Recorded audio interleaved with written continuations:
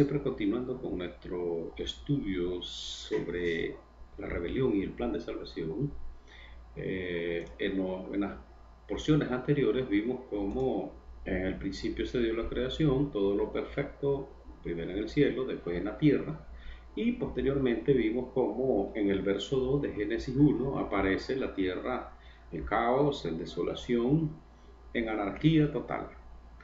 Pero a la misma vez dentro de esta creación terrenal, compuesta por seres vivientes y obviamente por su entorno ecológico, también vemos que había un remanente que no se había sometido a la degradación de la región que fue afectada por la rebelión. Entonces es que aparece aquel verso 3 de Génesis 1 que dice, y dijo Dios, sea la luz, y fue la luz. ¿Qué fue lo que hizo Elohim en esa ocasión?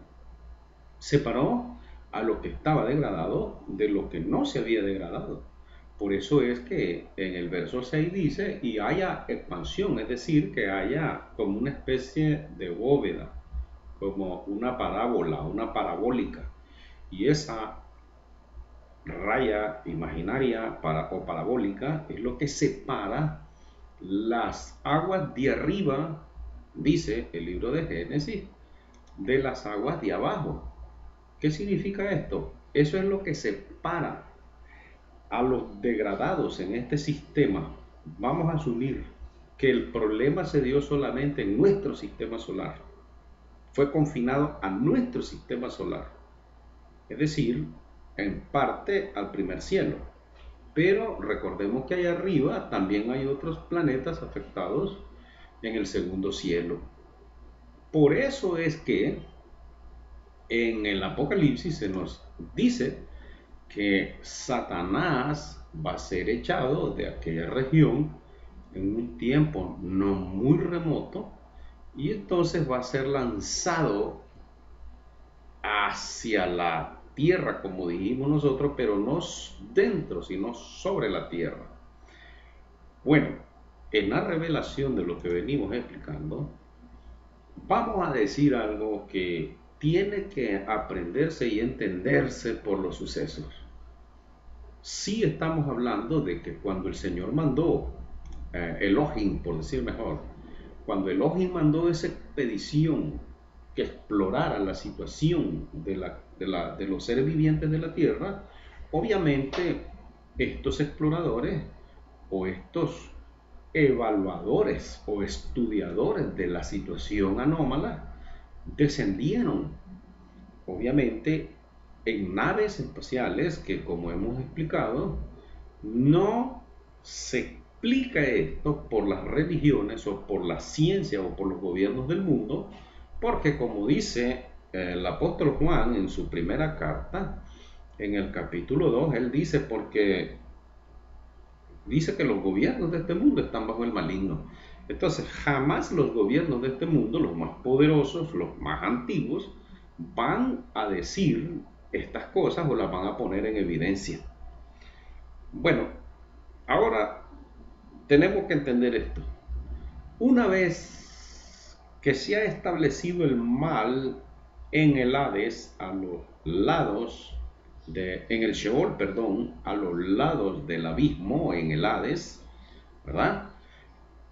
Hay una relación directa con la superficie y Lucifer y su tercera parte de ángeles, de seres, de mensajeros, de jefes mensajeros, llamados querubines en hebreo, o hasta donde creo yo, llamados querubines en hebreo y llamados arcángeles en griego y en latín. Entonces estos seres están confinados allá abajo, pero hemos de entender algo.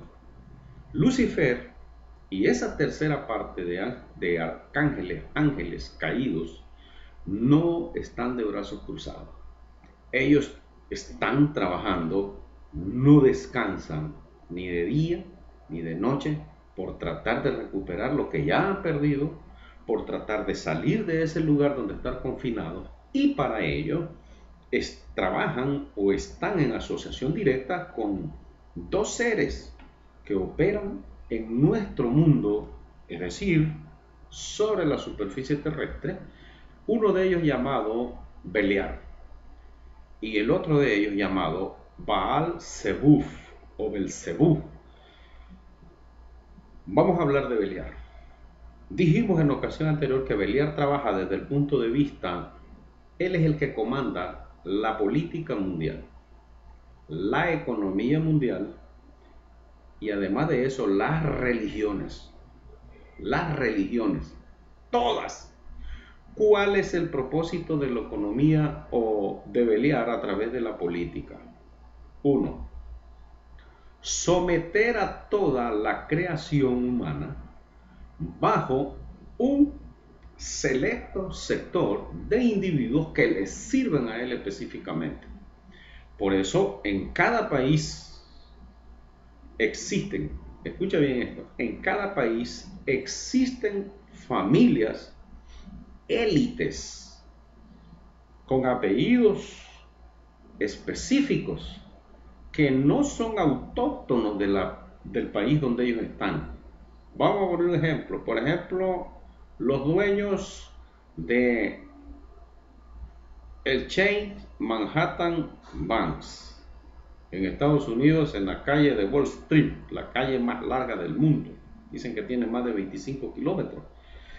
Ese banco del Chase Manhattan Banks es propiedad de una familia que se llama los Rothschild. Ese no es su verdadero apellido. A eso se le conoce como alter ego.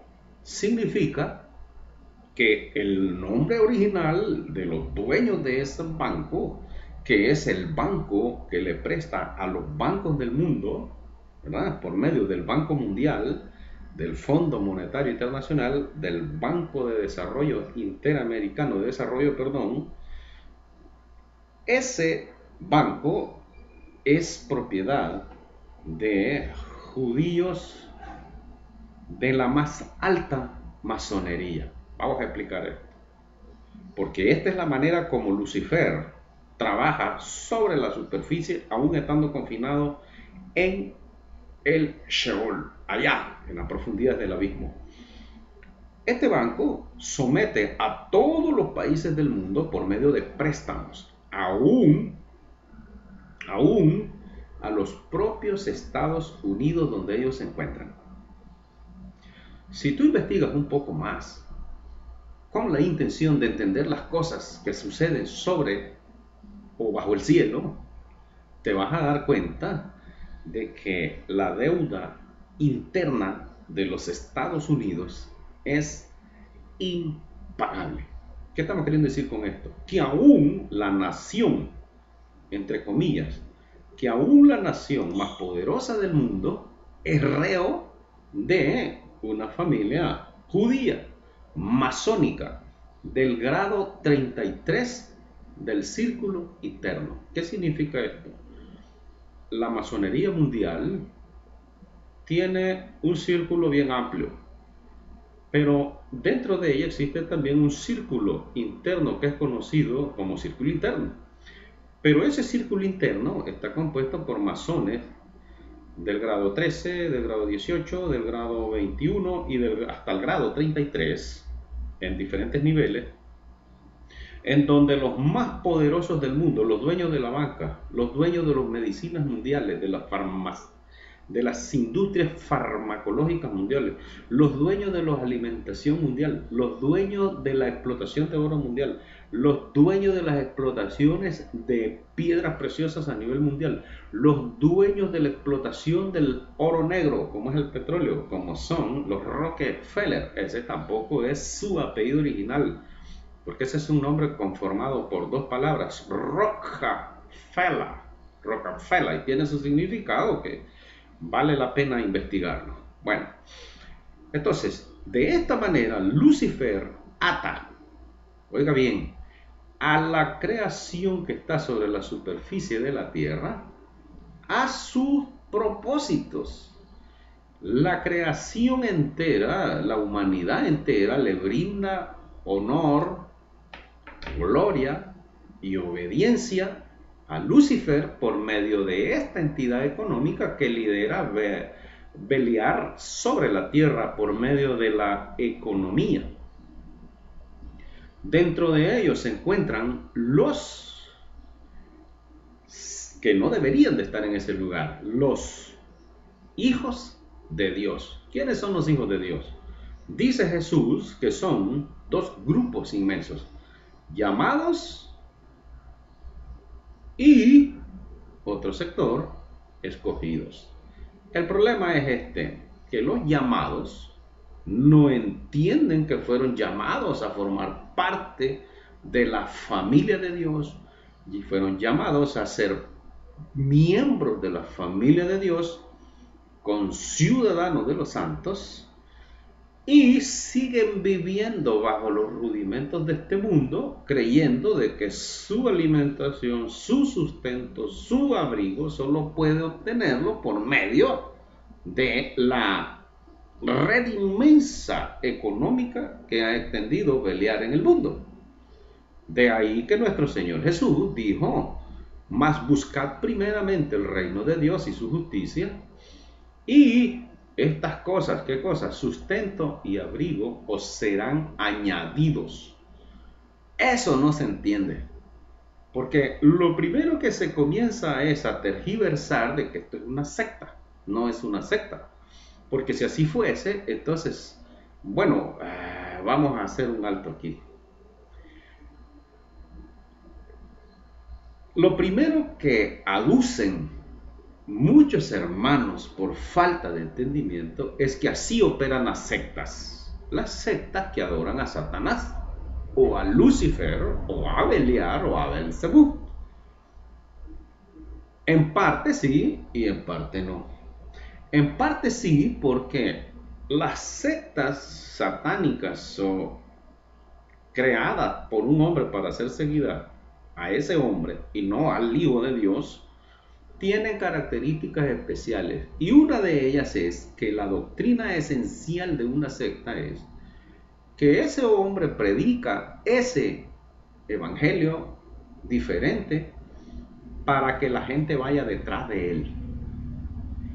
Ahora, cuando hablamos los enviados del reino para explicar estas cosas, nosotros vamos a hablar para que tú vengas detrás de el Hijo de Dios, que es el Rey del reino de los cielos, que es el dueño del reino de los cielos, no tras de mí. Yo no tengo tu respuesta, yo no tengo tu vida en mis manos. El que la tiene en sus manos es Él, el que tiene la respuesta a tus problemas es Él. Y entonces lo que hacemos con el mensaje es traerte de regreso al Mesías, Yeshua, a Jesús, el Hijo de Dios. Esa es la diferencia entre un sectario y un hijo de Dios que está predicando conforme a la verdad. Ahora, vamos a explicar también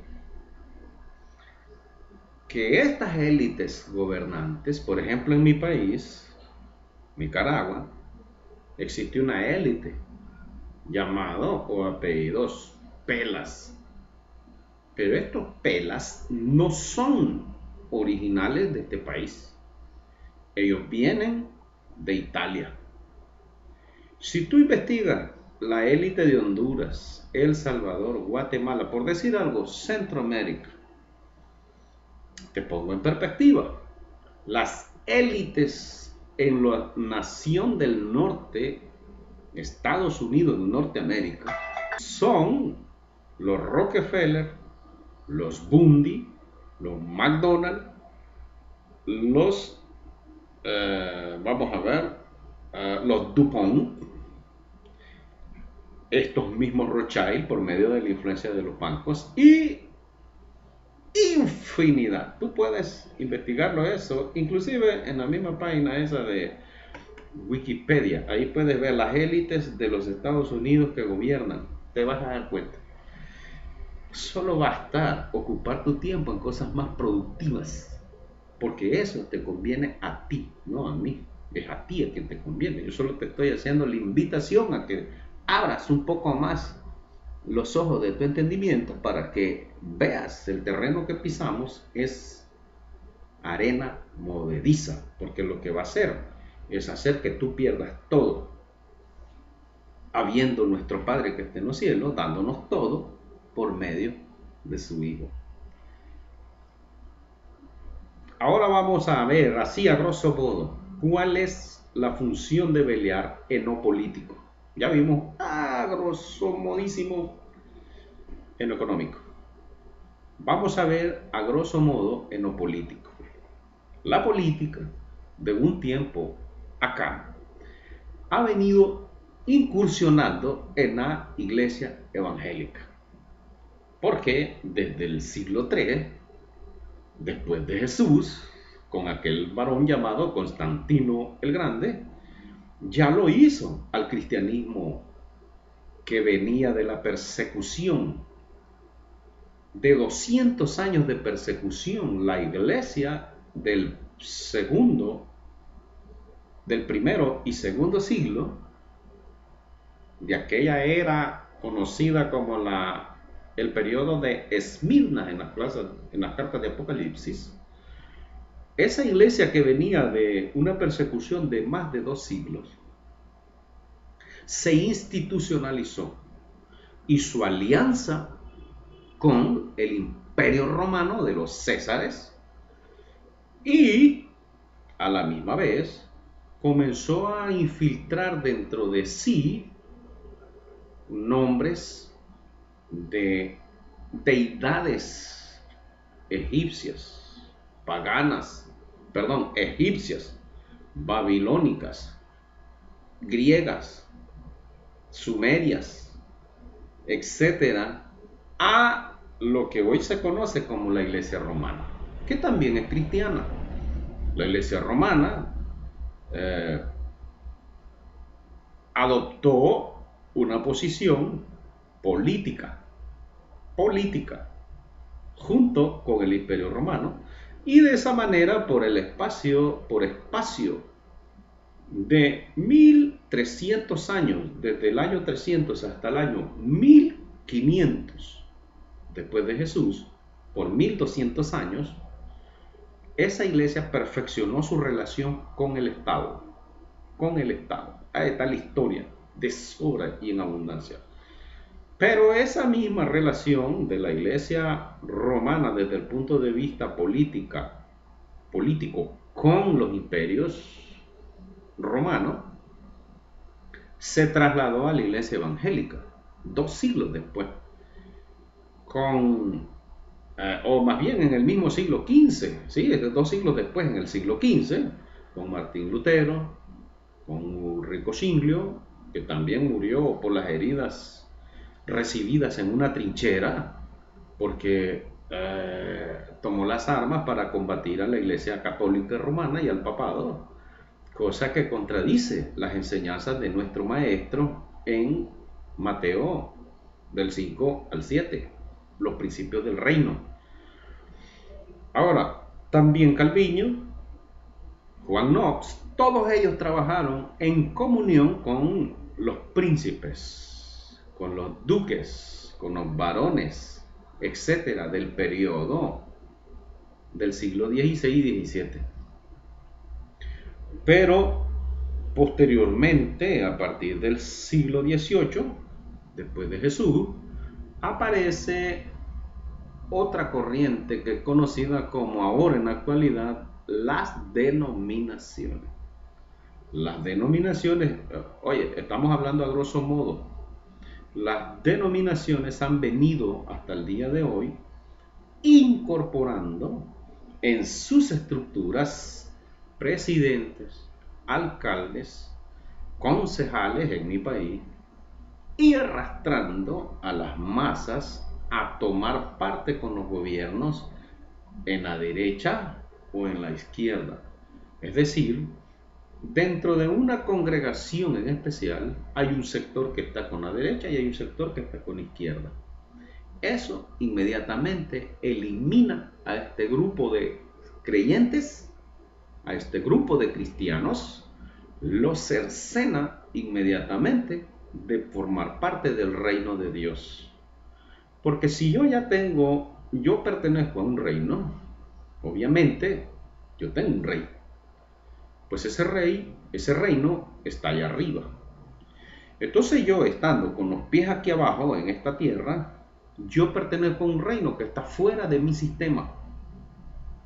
Y tengo un rey que es el que dio su vida por mí, y yo me someto a todos sus preceptos, estatutos, mandamientos o decretos o leyes que él mismo nos dio a conocer por medio del evangelio que él trajo. Eso me hace partícipe del reino de los cielos o del reino de Dios. Obviamente me sujeto a las autoridades, no quiebro la ley, no robo, no mato, etcétera, etcétera, pago todos mis impuestos, no debo a nadie nada. Entonces, exactamente para que no tengan nada que decir de mí o en contra mía. Eso es válido aclararlo. No estamos llamando a una rebelión contra los reinos de este mundo. Obviamente, nosotros no hemos sido llamados a combatir contra carne ni sangre. Nuestros problemas son los principados que han establecido este sistema. Y el trabajo esencial de la iglesia es, o de los entendidos, o de los sabios, o de los escogidos, es despojarnos de el yugo a que nos han sometido en esta tierra. Ese es el aspecto político. Pero el aspecto religioso ya lo hemos dicho en parte. Hemos dicho de que Beliar estableció un aspecto religioso que gobierna a los escogidos de todo el mundo, a los llamados a formar parte de la casa de Dios en todo el mundo. Por eso dijo nuestro Señor, a la verdad muchos son llamados y pocos los escogidos. Beliar, a través de la iglesia romana, a través de la iglesia evangélica, ha establecido un sistema religioso que adora al hombre, adora al edificio, adora al libro y no adora al Creador.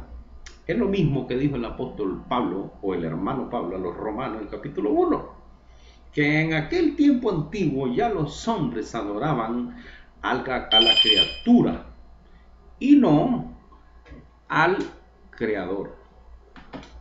Es exactamente eso. En el aspecto religioso, Beliar opera de una manera que ha establecido o se han establecido corrientes religiosas que aparentan ser seguidoras de Cristo, pero que en la profundidad del concepto no lo son. No lo son. Nuestro Padre que está en los cielos nos lo avisó por medio de las cartas del Apocalipsis que le fueron reveladas a Juan y que están escritas en el capítulo 2 y el capítulo 3 de Apocalipsis. Hay 4 cartas ahí específicas que pertenecen al final de los tiempos. Por ejemplo, tenemos la carta a Éfeso, a Esmirna y a Pérgamo. Esas 4 cartas no pertenecen al fin de los tiempos. Las 4 finales sí. Tiatira, a Sardis, Filadelfia y a la Odisea. ¿Por qué?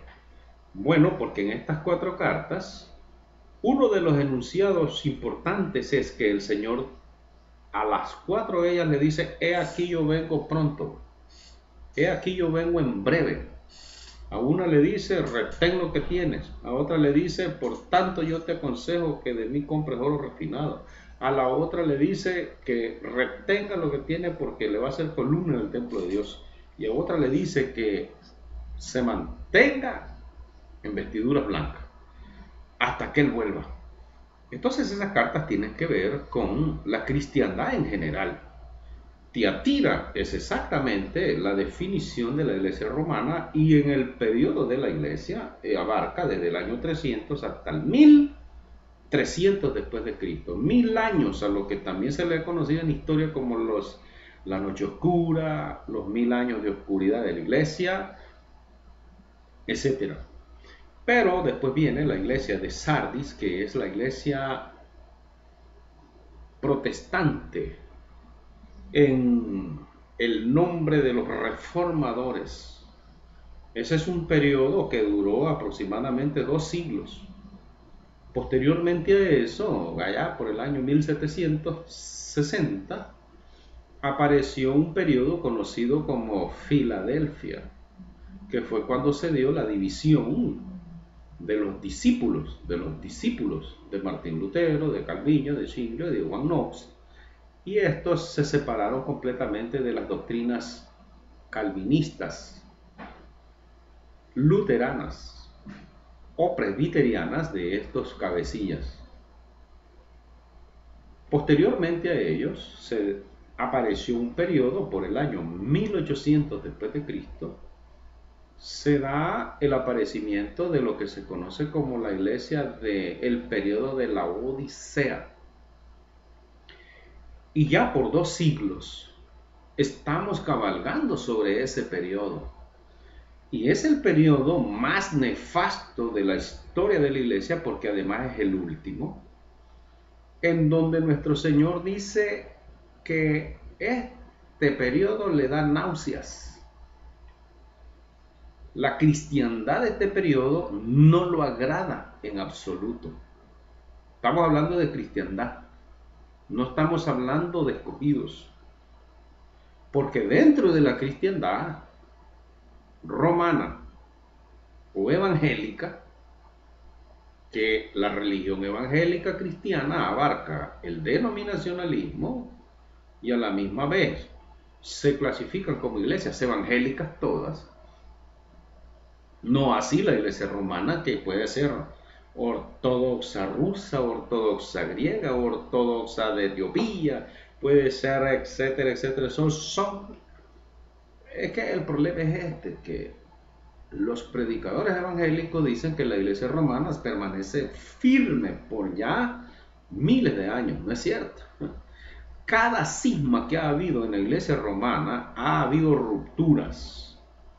Desde el año 1000 después de Jesús, que se dio la división con la iglesia ortodoxa griega, fue la primera cisma dentro de la iglesia ortodoxa griega se separó de la iglesia católica apostólica romana. Ya se comenzó a dar otro sinnúmero de cismas dentro de la iglesia romana. Hasta el día de hoy existen como 50 subdivisiones de la iglesia romana papal. Unos se sujetan al Papa y otros no se sujetan en absoluto. Puedes investigarlo en Wikipedia, ahí aparece todas las definiciones de la iglesia romana que existen bajo sus propios dogmas, y etcétera, etcétera, etcétera. Ahora, dentro de la iglesia evangélica, las divisiones han sido a la máxima potencia con relación a la iglesia romana. Por ende, la iglesia evangélica es mucho más extensa en número de divisiones que la iglesia romana. Pero tanto la iglesia católica romana cristiana como la iglesia como la iglesia cristiana evangélica o denominacionalista se dictan de sujetarse a Cristo. Pero cuando vamos al análisis concienzudo de su doxología o de su dogmatismo, vamos a darnos cuenta que no es así. No es así. Es igual a la iglesia romana. Ejemplo, recuerden que este es otra de las ramas de Beliar. Esto no es juguete. Ni tampoco estoy tratando de encimar a unos contra otros. Estoy diciendo lo que ya venimos investigando y que no es nuevo. Simplemente hemos venido a caer al final de los tiempos donde las cosas están más en claro que nunca. La iglesia evangélica, al igual que la iglesia romana, acepta los recasamientos. Obviamente, tú tienes tu esposa, te separas por situaciones X o y en un proceso de tiempo, permaneciendo solo, te volviste a enamorar, te enamoraste o veniste al evangelio, como comúnmente se llama, o se autodenomina, y conociste a una hermana, te enamoraste de ella se enamoró de ti y coincidieron en casarse. Entonces se acepta el recasamiento bajo esa perspectiva. Va, pues. El Señor no dijo eso. Tienes que recurrir a los primeros temas para entender eso. En el reino no existe el divorcio. Ahora, también en la iglesia evangélica se mantiene aquel principio de templo. Templo. La mayor parte de iglesias evangélicas tienen dentro de sus simbologías la cruz, al igual que la iglesia romana. En el exterior o en el interior. Bueno, si nos vamos dentro de las iglesias evangélicas, nos vamos a dar cuenta que, al igual que en la iglesia romana, se maneja el púlpito con un número de sillas determinadas por detrás. El púlpito donde habla el predicador en la iglesia evangélica. En la iglesia católica está el púlpito donde ofrece su homilía o su liturgia el sacerdote romano, pero detrás de ellos hay un número de sillas X, el número X. Pueden ser 6, pueden ser 10 o pueden ser 12. En la iglesia romana eso tiene una simbología. La iglesia evangélica ni cuenta se da de eso. Vamos a asumir. Porque también es válido enseñar que todas las iglesias o catedrales catedrales o iglesias romanas que existen en el mundo fueron construidas por masones. Masones. Eso solamente habrá que investigarse y se van a dar cuenta que la masonería del círculo eterno, es decir, que no son judíos de linaje, la masonería de círculo externo, por lo general pertenecen a los jesuitas y son los que construyeron todas las iglesias en América. Punto y aparte. Entonces la iglesia evangélica, dentro de sus templos, predomina el púlpito y esas sillas en orden y el púlpito por arriba de los demás. Bueno, pero ahora vamos con respecto a los estatutos. En la iglesia romana se manejan por dogmas que salen producto del consenso de concilios.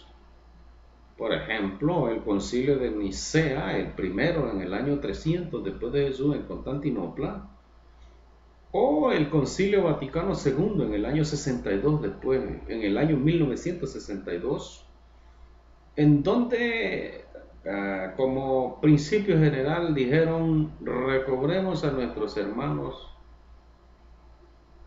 que se han retirado de la Santa Madre Iglesia.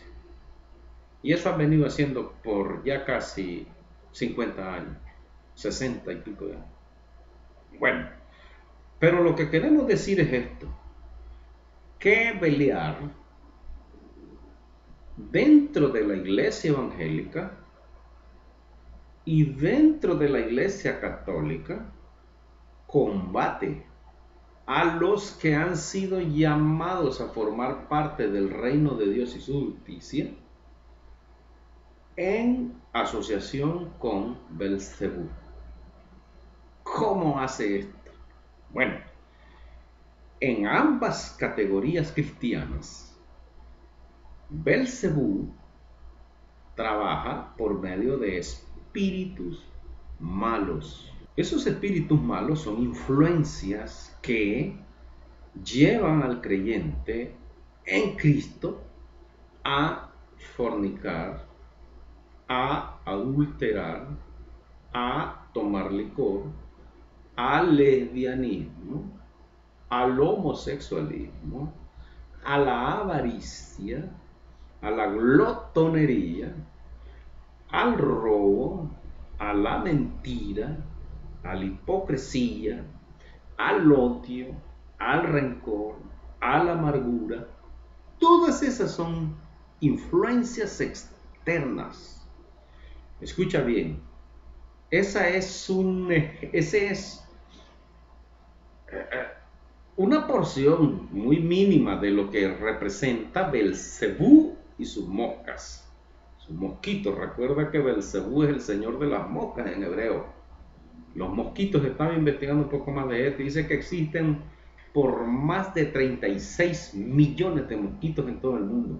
Oye, 36 millones de mosquitos en todo el mundo es un continente, en el sentido humano. Entonces, Belcebú gobierna, vamos a tomar en cuenta el número de mosquitos del mundo.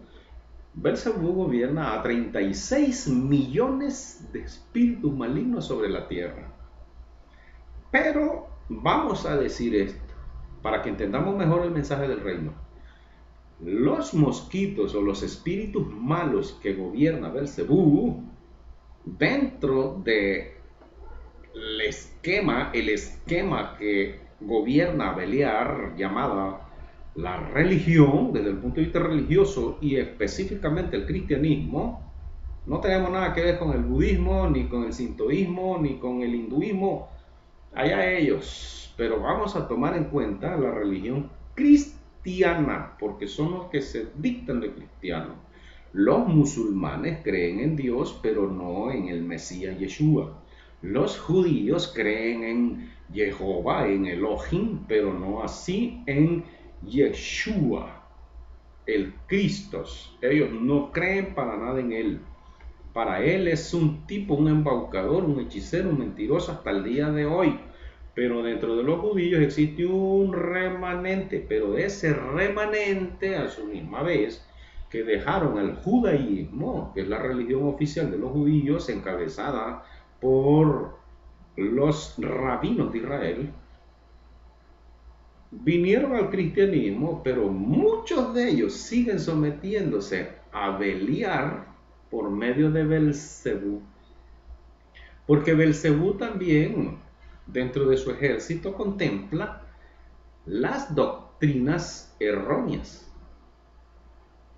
Son espíritus de error. El cristianismo también contiene dentro de sí mismo doctrinas erróneas. Por ejemplo, una de ellas, abstenerse de alimentos. Dice el apóstol Pablo a Timoteo que es una doctrina de demonios. Bueno, ahora, estábamos hablando de la influencia externa que son los espíritus malignos. Pero hay una influencia interna en el creyente, y esto ya nace de mí. El deseo de robar, el deseo de adulterar, el deseo de fornicar, el deseo de maldecir, el deseo de odiar, el deseo de vengarse. Ahí nace el rencor, el odio, la ira, la contienda. Todas esas son influencias internas y están en cada ser humano, aún dentro de nosotros los escogidos. Y es exactamente contra eso, o es exactamente a eso, a lo que el hermano Pablo describe en Gálatas 5 como frutos de la carne. Es decir, que todas estas cosas son frutos de nuestra mente humana que pertenece a una condición todavía en proceso de regeneración total. Por eso tenemos que entender que lo más importante para el creyente en Cristo es ser hallado fiel para poder ser trasladado por medio de los santos mensajeros a la presencia de nuestro Señor y Salvador Jesucristo. Y para eso tenemos que combatir contra este mundo en nuestra mente, combatir contra Belcebú en nuestra mente, combatir contra Beliar en nuestra mente. Yo no dependo de los gobiernos ni de los gobernantes, no dependo del Banco Mundial, no dependo de la política, no depende de los préstamos que pueda hacer el BID, el BCE, no dependo de la empresa, por poner algo, de la empresa Claro, de la empresa Movistar, no dependo de los entes estatales. Yo trabajo con mis manos, mi trabajo es privado, es mío. Yo trabajo cuando quiero, o si no quiero, no trabajo. Pero obviamente, ¿cuándo no quiero yo trabajar? Cuando me dedico a las cosas del reino. No es que no quiero trabajar porque no quiero trabajar y no quiero trabajar. Porque también el Señor dice que el que no trabaja tampoco coma. Sí trabajo. Pero hay días en los que yo me dedico al estudio, a la oración, es decir, a tener una vida devocional con el Señor. Y ese día yo cierro las puertas de mi empleo. No hay atención, a excepción que sea una emergencia. Estoy poniendo un ejemplo de lo que yo creo en base a lo que está escrito. Ahora tú tienes que ponerte en comunión con tu Padre que está en los cielos para que Él te dicte a ti si lo que yo estoy enseñando es cierto o es mentira. Y eso es todo. Porque cuando el Señor nuestro Dios venga a traernos, Él no se va a llevar ninguna cosa inmunda. ¿Qué significa esa palabra inmunda? Él no se va a llevar nada que esté en conexión con el mundo. Por eso dijo el Señor Jesús, el apóstol Juan, estamos en el mundo, pero no somos de este mundo. Porque este mundo y todo lo que en él hay va a desaparecer. Porque se nos ha ofrecido un cielo nuevo, una tierra nueva, Apocalipsis 22, y 21, y este cielo y de esta tierra ni siquiera va a haber memoria en nuestra mente ni en nuestro corazón. Porque este lugar de martirio para los santos del Señor va a ser eliminado. Con esto hemos hablado del aspecto económico, político y religioso de Beliar.